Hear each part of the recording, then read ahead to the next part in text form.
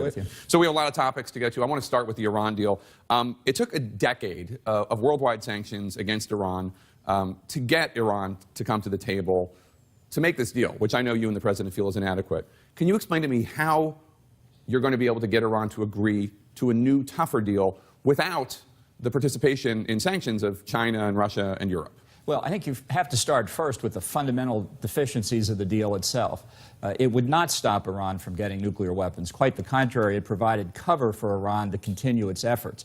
And if it had continued, it would have given Iran extraordinary economic benefits without any guarantees of Iranian performance. So the rationale for getting out of the deal is it was contrary to American national security interest when we entered into it, and it hadn't gotten any better with age. Can I just poke for 1 second? When you say it provided cover for them to create a nuclear program, you're talking about the sunset provisions that allow Iran, I'm just seeking clarity here, that allow Iran in 7 or 8 years to commence again a nuclear energy program? Well, I think the sunset provisions were clearly a mistake, but I think Iran had never made a strategic decision to give up nuclear weapons. I think it was testing the limits of the deal's provisions, exceeding them in some cases. Its ballistic missile program, which continued essentially unchecked, was proof that what they were seeking was delivery systems for the nuclear weapons. So the president has to make a decision where America's national interests lie, and it did not lie in continuing this deal. Now, the consequence of the United States getting out of it is to reimpose all American sanctions as they were before the deal came into effect. And I think what we've seen is that Iran's economic condition is really quite shaky, so that the effect here could be dramatic. And I think there's another important point here that the president has made. Because of the deal, Iran was able to take advantage of turmoil in the region to advance its interest all across the Middle East, in Iraq, in Syria, in Lebanon, in Yemen, so that the consequences of being able to sell Iranian oil without restriction on the international market were providing them resources not just for their nuclear program, not just as the world's central banker of international terrorism, but conventional hostilities across the region as well. Okay, so I take your point on that, but still, the United States imposing economic sanctions is a far cry from the United States and China and Russia and Europe imposing economic sanctions. The U.S. essentially, at least as of now, going it alone. How will that force Iran back to the table? But we're not going it alone. We have the support of Israel. We have the support of the Arab oil-producing monarchies and many others. And the consequences of American sanctions go well beyond goods shipped by American companies. Because of our technology licenses to many other countries and businesses around the world, as those sanctions kick in, it will have an even broader effect as well. So President Trump said this week that, quote, any nation that helps Iran in its quest for nuclear weapons could also be strongly sanctioned by the United States. Is the United States going to sanction European companies that do business with Iran? I think the issue here is what the Europeans are going to do. If they're going to see that it's not in their interest to stay in the deal, we're going to have to watch what the Iranians do. They'd love to stay in the deal. Why shouldn't they? They got everything they wanted from the Obama administration. But I think the Europeans will see that it's in their interest ultimately to come along with us. With all due respect, I've been speaking to European diplomats, and that's not the impression I get. Well, that's not the impression now. They say they're going to stay in the deal. And they may try to do so, in part because I think despite the complete consistency of President Trump in his opposition to the deal, opposed to it as candidate Trump, opposed to it as President-elect Trump, opposed to it as President Trump, many people, including apparently former Secretary of State John Kerry, thought that we never would get out of it. Now, I don't know how to explain why people could miss what the president was saying. So I think at the moment there's some feeling in Europe that they're really surprised we got out of it, really surprised at the reimposition of strict sanctions. I think that will sink in, and we'll see what happens then. The president's very clear. He wants to discuss the larger threat posed by Iran around the region. And this is what he discussed with President Macron. He's talked about it with Chancellor Merkel. He's talked about it with Prime Minister May. Not just Iran's nuclear threat now, the threat in the future, the ballistic missile programs, and the instability that Iran is causing around the region. But with all due respect, I didn't get an answer to the question. Is the U.S. going to impose sanctions on European companies that continue to do business with Iran? I think I did give the answer. Well, you said we'll see. The answer is it's possible. It depends on the conduct of other governments. Okay. You've repeatedly pushed, before you were National Security Advisor, for regime change in Iran. I know that that is not the current position of the United States government.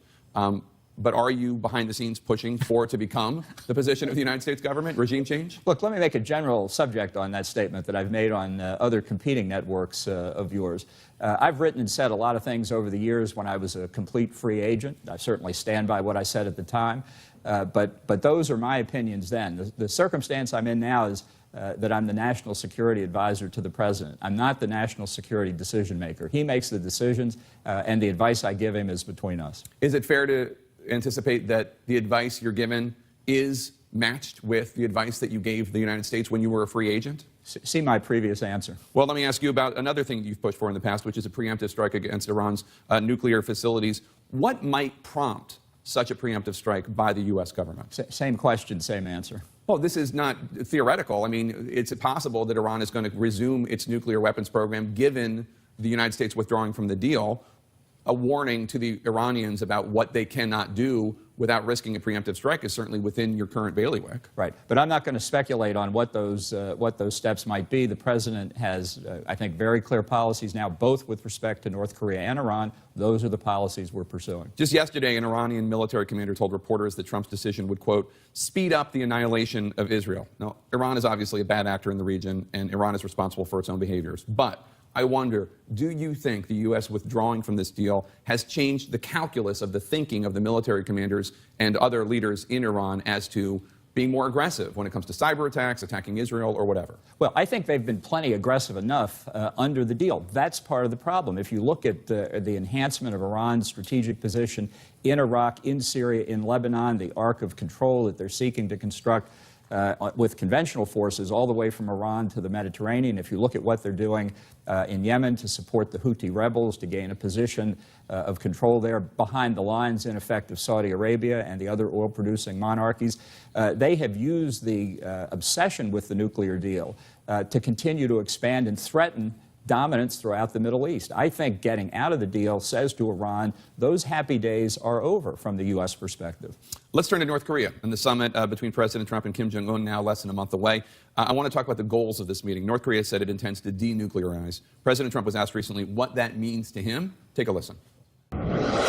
On North Korea, you said you believe in complete denuclearization. What does that mean exactly? It means they get rid of their nukes. Very simple. They get rid of their nukes, and nobody else would say it.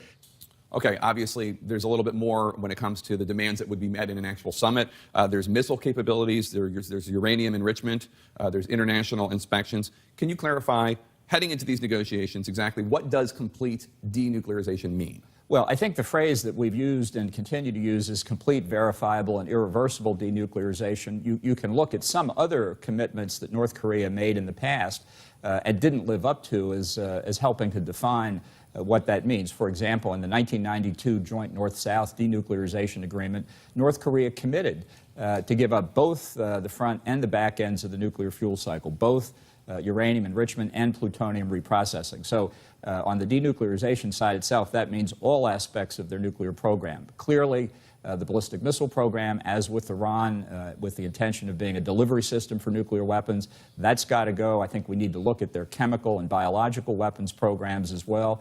The president's going to raise other issues, the Japanese abductees, the South Korean citizens who were kidnapped. So there are a lot of issues to discuss. Secretary Pompeo, in his successful trip to Pyongyang, just returned last week, foreshadowed that. We'll look to see if there are discussions in the next few weeks that lay it out in more detail. But it's an ambitious program, and that's why it's important to test whether, in fact, North Korea has made a strategic decision to give up weapons of mass destruction. Ambassador Bolton, stay right there. I have more questions for you about North Korea and more, including how President Trump is preparing for his meeting with Kim Jong-un. Stay with us.